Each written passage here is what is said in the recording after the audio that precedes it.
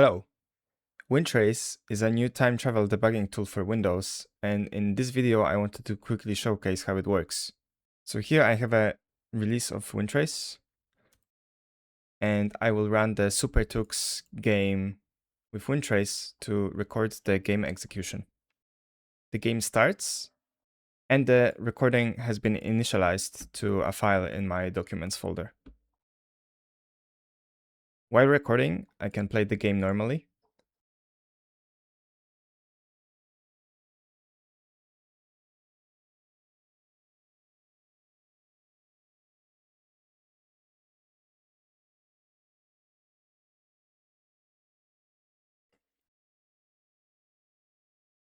And after I recorded my gameplay, I can exit the game and then open the recording for inspection.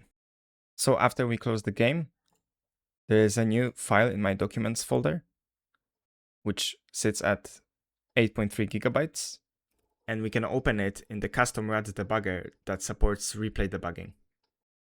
I'll go ahead to File, Open, and then I will open the recording file.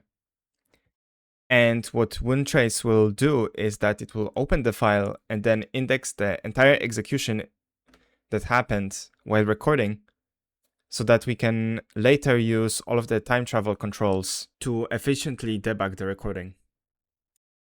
And now we can debug the recording with time travel. So as you can see, I'm currently stopped at the position 0 of the recording.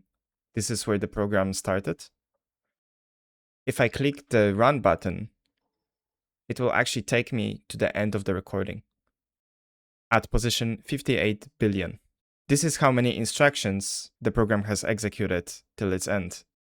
As with a normal debugger, we have access to all of the things you would expect. We have the call stack, we have the locals window, and everything else that RadDBG provides. Because this is a recording, I can inspect any position inside the replay and see what was the program doing at that moment. For example, I can go to position 30 billion and see that at this moment, the game was actually parsing a PNG file. Of course, I can look at all of the states for this frame, and I can go in the stack to a different frame to inspect everything inside of here. The replay debugger supports stepping and breakpoints.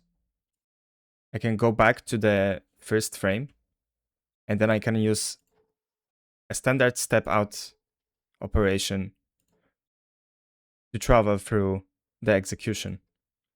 I can also use the backwards commands to travel backwards in the recording.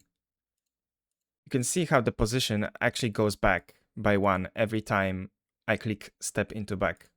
I can also step out back. That means that I stepped out of the function but backwards. And now I'm at the call instruction again. And I can also use breakpoints. So I can go outwards to sprite data parse and then place a breakpoint right here and then just click run to go to this position. If I want to go back, I can place a breakpoint on the first line of the function and then click run backwards. This takes me back to the execution of this line.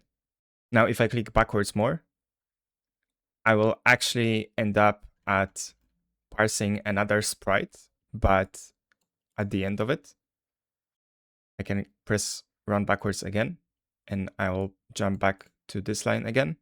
And because this is not a running program, I can travel through the entire recording without worrying that at some point I may miss something or not hit a breakpoint that I wanted to hit before. Now, SuperTux is a pretty simple game and it will run pretty smoothly even with the recording. But what about more intensive apps? Here I will launch the original Talos Principle game.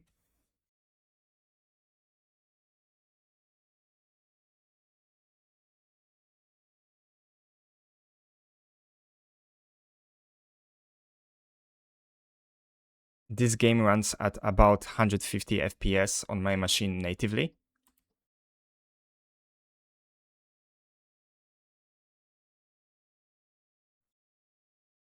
And we're recording right now.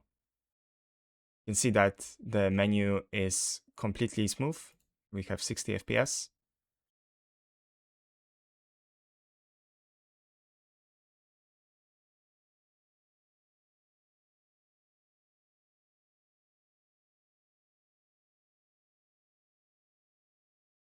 And after we load it into the game, you can now see the overhead of Wintrace. So we're at about 35 average FPS. But the game is playable. There is some lag, but we are at about 4 to 5 times slower than native execution.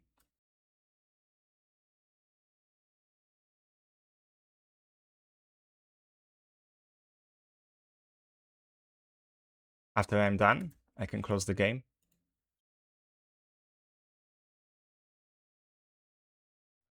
And because the game is much more complex than SuperTux, the recording is 19 gigabytes for this session. I can do the exact same thing as I've done with the previous recording. And after the indexing, we can again see the number of instructions that were executed in this recording. In this case, it was 81 billion. Now, because I do not have a PDB for the Talos principal game, I can still debug the recording just without the source and symbol names.